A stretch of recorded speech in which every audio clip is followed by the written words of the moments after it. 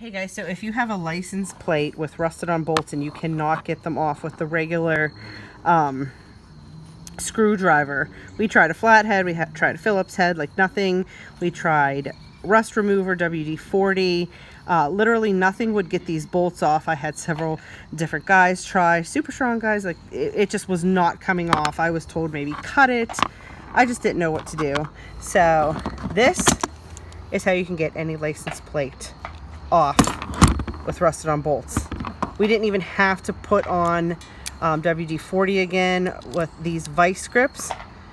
Put it on like this and you just use elbow grease, get them off. They came off like a charm. And then to put the new bolts back on, of course we just did that. But I mean, sorry, I have these in the shot. But yeah, the new bolts back on. I mean, this is all you needed, literally vice grips. Because look how rusted on this was. I mean, this was the only license plate that was on. This was factory from the car, 4 years. Same license plate, just completely rusted on. But yep, that's literally all you need, vice grips. So comment below if these don't work, but I'm telling you, vice grips will definitely work. You just go straight on like this, turn it, turn it, turn it. You definitely have to use elbow grease.